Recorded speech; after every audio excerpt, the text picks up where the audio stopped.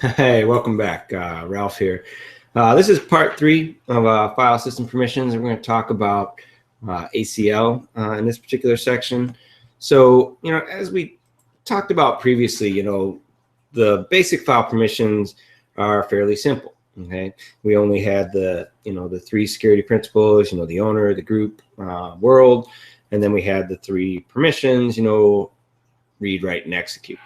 And so looking at the objectives here, we've got the specific objective here, create and manage ACLs. Okay. And then also coming back to this idea of collaboration.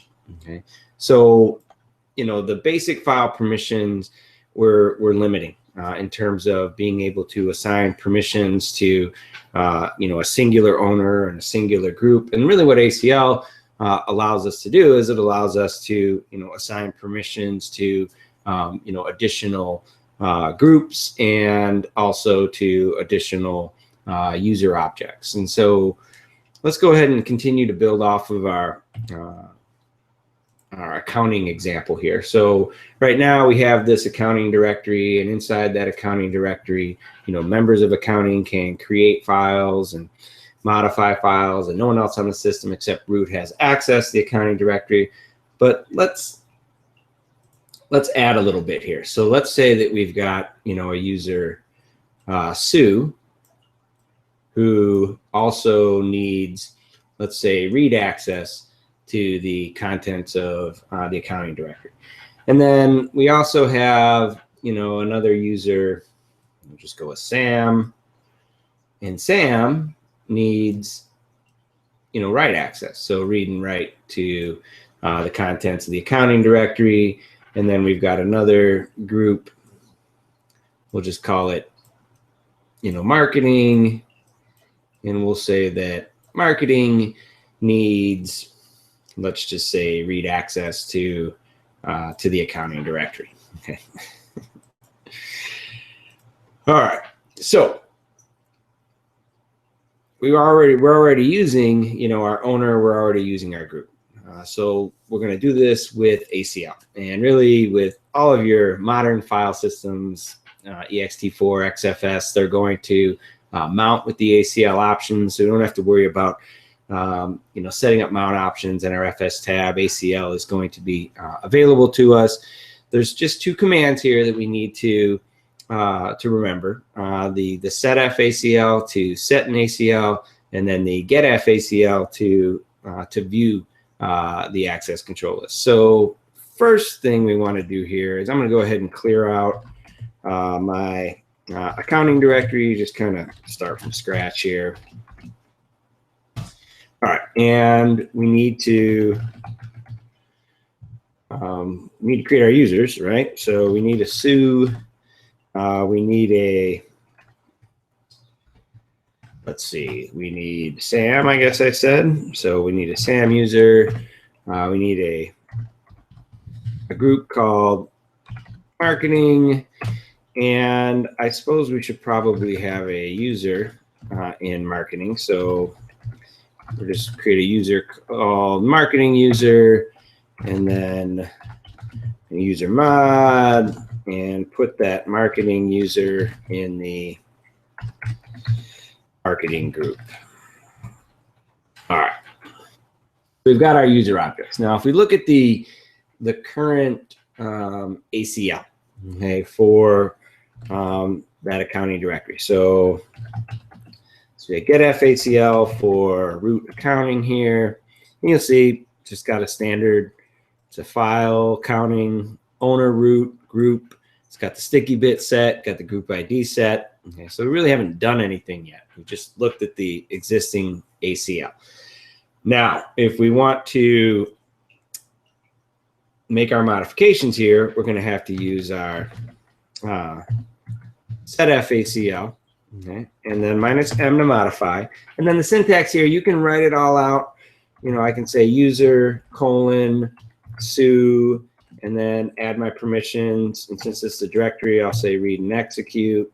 I can just say you. So I say you Sam.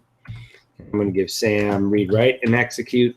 And then for my group. So group marketing, and we're going to give the marketing read and execute for my accounting directory. All right, now let's take a look. So I'm going to rerun my getf ACL here. And now we've got our new ACL, right? So there's user Sue, there's user Sam. All right, and there's our group marketing. So I suppose we should test things a little bit. So I'm going to put a file in accounting. Let's call it root test. And if I SU out to Sue,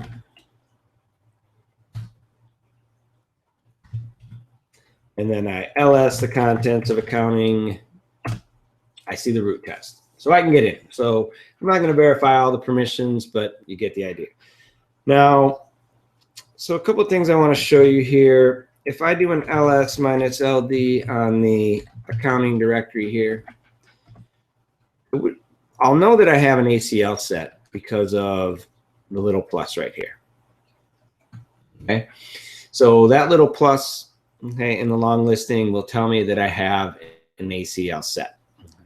Now, if I do a long listing of the accounting directory, okay, and what I want you to notice here is that the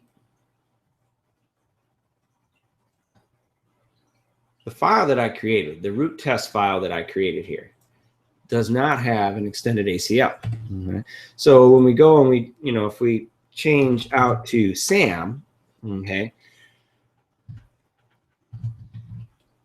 what I intended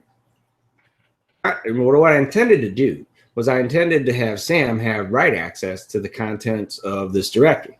And so Sam theoretically should be able to, if I'm getting my desired result, modify that root test file. That's what I wanted. I wanted Sam to have write access. Okay, but when I go in and I try to do that, and I try to save that, it tells me it's read only. Okay. Try to override it, still can't do it. Okay, so I'm not getting my intended results. And the reason for that is because all I did,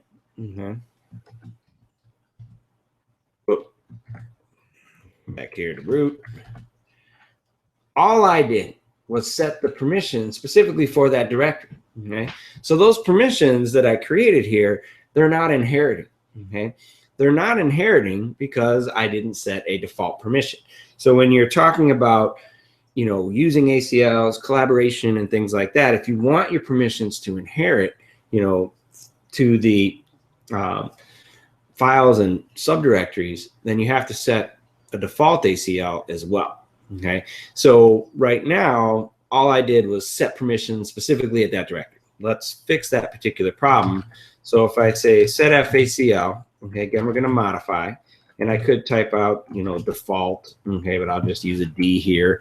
And so we'll say default user, and then let's go through our list here. So Sue is going to have read and execute, and default user Sam is going to have read, write, and execute.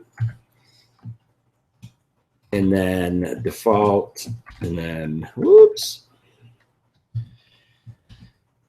default group marketing is going to have read, write, and, just read and execute for marketing. And those are my three objects, and we'll set that at the accounting directory. All right, now if we take a look at that directory, not only do we see the ACL that I set, but we're also seeing, the default ACLs. So let's get rid of our old file. So I'm going to go ahead and just remove accounting root test, and we'll create a new one. So we'll touch a file in accounting. call it root 2. Now if I do a long listing of my accounting directory, you'll see that that newly created file does in fact have an ACL. And if we take a look at that ACL, so we'll say get FACL for accounting root 2, you'll see that because I set those defaults, my ACL did in fact inherit. Okay. So as Sam, I should be able to edit that file. Let's just go ahead and verify that. Okay.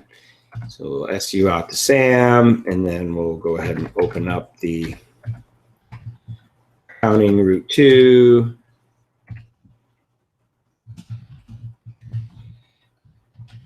And I should be able to save that file. Yeah, and I can. My expectation for Sue would be that Sue's able to read that particular file. Okay, so let's go ahead and just quickly test that. So we'll go out to Sue, and then as Sue, we'll cat the contents of accounting root 2. That works. If we try to change it, just going to add some content to the bottom of it. So I'll redirect the ls command to root 2, permission denied. Okay. So Sue can see it. Sue can't change it. Sam can change it. Everything appears to be good. Okay. And basically, it is. Okay. Set your ACLs. If you're working with directories, make sure that you set default ACLs if you want those permissions to inherit. You know, that's basically it. Set FACL, get FACL. Now, there is one sort of something I want to tell you about here. Okay. And so let's go back here, and I'm going to go ahead and rerun my my get FACL for my root 2 file. And I'm going to draw your attention here to where it says the effective permissions. So you'll see user Sam here has read, write, and execute. But over here, effectively, Sam has read and write, which is perfectly fine. This is a file, and I just want Sam to be able to edit the file. He's not running a binary or anything. But so that's probably fine in terms of effective permissions. But the reason for that is because of this guy right here, this mask. Okay. So the mask on that particular file, okay, is read and write. The mask determines what permissions, you know, are allowed to pass through to that particular object.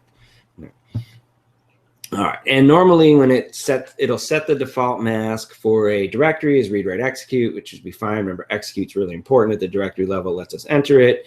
The default mask when we create a file, it's going to be read and write. Everything works great. Now, what can get kind of messy is if we actually you start playing around with our permissions, and we're going to get potentially some unintended consequences.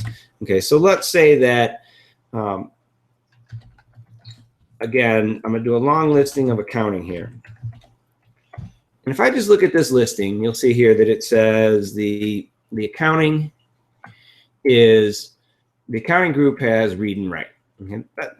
That's what I taught you. That's what we're looking at. All right, great. Now, what if I want to take and modify accounting's permissions to read only for root 2?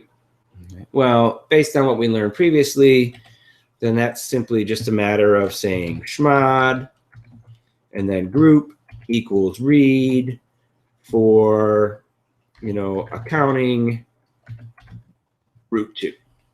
Okay. I rerun my long listing, and that looked like it worked, right? Okay. You see, there's a change. You see it? Went from read write to read. That's not really what happened. When you have an ACL, okay, what you're seeing here, instead of the group, is what you're seeing is the value of the mask. Okay. And so when I use chmod to assign those group permissions, what I'm actually doing is I'm affecting the mask. Okay, and let me show you what I mean by that. And so when I do a get FACL on that file, look what happened here. Okay. My effective permissions for all of my users, okay, in my ACL became read. That's not what I wanted. I wanted to take away accounting's permissions. I didn't want to take away Sam's permissions. But when I used that G minus R, okay, what it actually did was affected the mask. So that would affect everyone in your ACL. Okay, so that was not my intention. Okay, and so, you know, there's different ways that we could go about resolving that. We could just make accounting a group in the ACL and leave the standard POSIX permissions alone. We're not really going to go into like all the different ways that we might be able to fix that particular problem, but I did want to like point that out to you, is that when you start using ACLs, what you're seeing there with those long listings, you know, is you're actually seeing, you know, the mask. And so that when you use schmod or something just to change the mask, then all of a sudden, you know, things are going to not necessarily come out the way you want them to. So now, how do I change a mask? Well, if I wanted to change that mask back on that particular file, then that would be our setf ACL modify, and then mask, or just M : and then read write for accounting root 2. That should get it done. And yep, everybody's back, but I still got my problem. I still got the problem that the group accounting, you know, has the effective read write issue. And so again, there are other different potential ways we could resolve that particular issue, but really I just wanted to make you aware that that's what happens. You know, when you schmod to affect group permissions on an object that has an ACL, you're actually changing the mask. So again, key takeaways here: get FACL to view your ACL, set FACL to set your ACL, and you can do this recursively on an existing file system with a -cap R. And then if we want them to inherit, make sure that you also specify, you know, a default ACL when you're operating at the directory level. But, you know, this is a pretty short one, but it is also a pretty important one. It allows us really to expand, you know, objects that we can assign permissions to both files and directories. And that really kind of wraps up file permissions, and we'll see you for our next topic.